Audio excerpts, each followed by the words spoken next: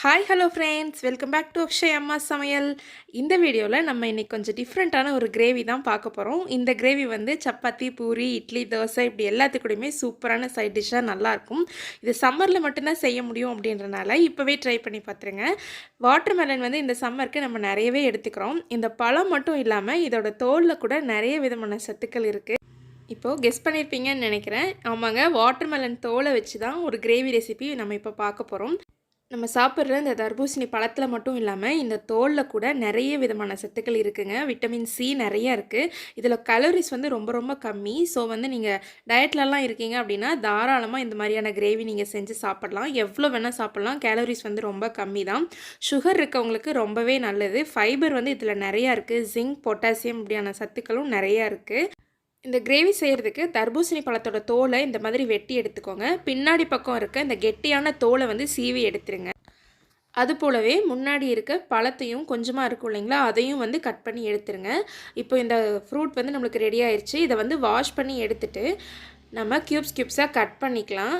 இது வந்து பார்க்குறக்கு நீங்கள் வெள்ளை பூசணிக்காய் கட் பண்ணி எடுத்த மாதிரியே இருக்கும். குழம்புல பார்த்தாலும் இதை வெள்ளை பூசணிக்காய் குழம்பு மாதிரி தான் தெரியும். இப்போ இந்த மாதிரி சைஸில் கட் பண்ணி எடுத்துக்கோங்க. நம்ம எடுத்து வச்சுருந்த எல்லா தோலையுமே இந்த மாதிரி கட் பண்ணி எடுத்துகிட்டு வந்தாச்சு. இப்போது இந்த கிரேவி செய்கிறதுக்கு இந்த தோல் எல்லாம் கொஞ்சம் கெட்டியாக இருக்கும் இல்லைங்களா, ஸோ சீக்கிரம் வேகாது. அதனால் இது எல்லாத்தையுமே ஒரு பாத்திரத்தில் சேர்த்துக்கலாம். இது கூட இந்த வெஜிடபிள் வந்து ஃபுல்லாக மூழ்கிற அளவுக்கு தண்ணி சேர்த்துக்கோங்க. கூடவே ஒரு 1/2 ஸ்பூன் அளவு உப்பு சேர்த்துட்டு ஒரு சிட்டிகை மஞ்சள் தூள் ஆட் பண்ணிடுங்க.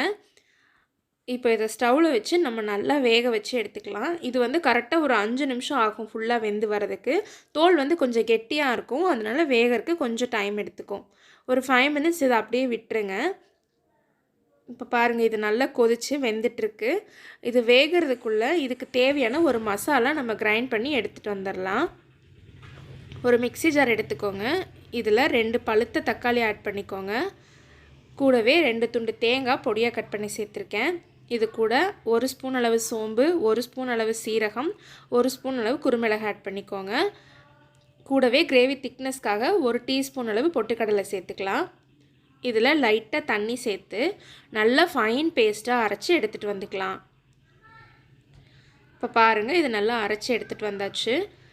திப்பியாலாம் இல்லாமல் ஃபைன் பேஸ்ட்டாக அரைச்சி எடுத்துக்கோங்க. அப்போ தான் இந்த கிரேவி டேஸ்ட் நல்லாயிருக்கும். இப்போ நம்ம வேக வச்சுருந்த தர்பூசணி பழ தோல் வந்து ஃபுல்லாக வெந்து ரெடி ஆயிடுச்சு. பாருங்கள், ஒன்று கட் பண்ணோம்னா நல்லா கட்டாகி வருது. இப்போ இதை அப்படியே இந்த பழத்தை எல்லாத்தையுமே நம்ம ஒரு பிளேட்டுக்கு ட்ரான்ஸ்ஃபர் பண்ணிடலாம்.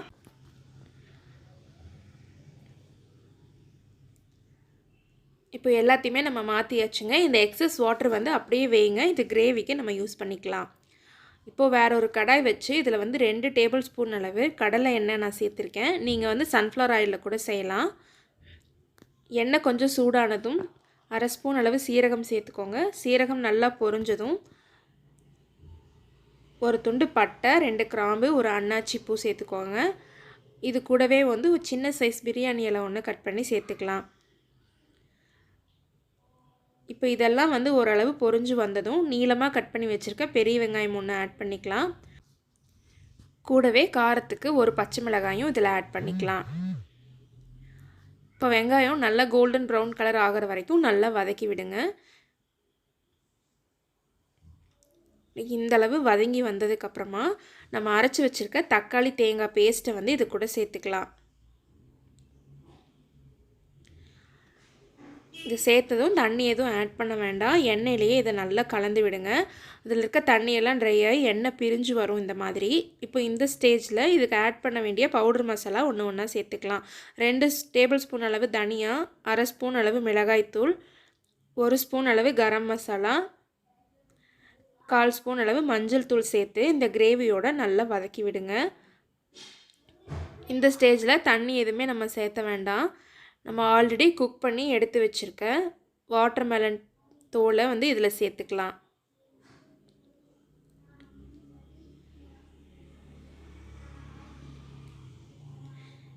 இந்த வேக வச்ச இந்த வெஜிடபிளும் ஆட் பண்ணி இதை நல்லா கலந்து விட்டுக்கோங்க.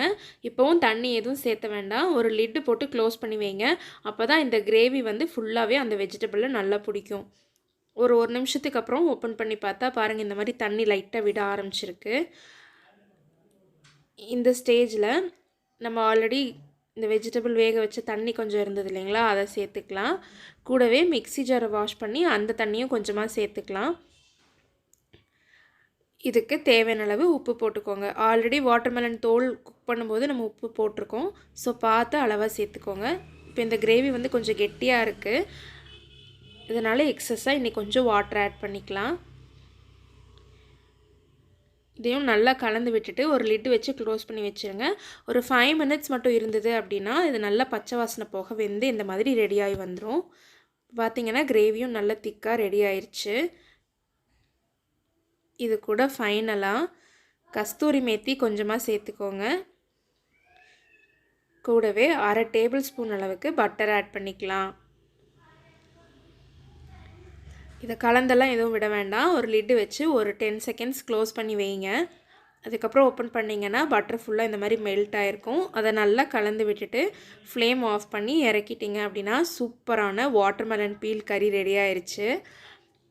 இது வந்து இட்லி, தோசை, சப்பாத்தி, பூரி, ஆப்பம், இடியாப்பம் எல்லாத்துக்கூடையுமே சூப்பராக இருக்கும். ரைஸ் வெரைட்டிஸான கீ ரைஸ், டொமேட்டோ பிரியாணி இது கூடயும் காம்போவாக சூப்பராக இருக்கும். பரோட்டாக்கும் நீங்கள் சால்னாவாக வச்சு சாப்பிட்லாம். இந்த வீடியோவில் இன்றைக்கி நம்ம பார்த்த இந்த ரெசிபி உங்களுக்கு எல்லாத்துக்குமே யூஸ்ஃபுல்லாக இருந்திருக்கும்னு நான் நம்புகிறேன். இந்த வீடியோ பிடிச்சிருந்தா லைக் பண்ணுங்கள், ஷேர் பண்ணுங்கள், கமெண்ட் பண்ணுங்கள். நம்ம சேனல் இன்னும் சப்ஸ்கிரைப் பண்ணாதவங்க மறக்காமல் சப்ஸ்கிரைப் பண்ணிக்கோங்க. தேங்க்யூ.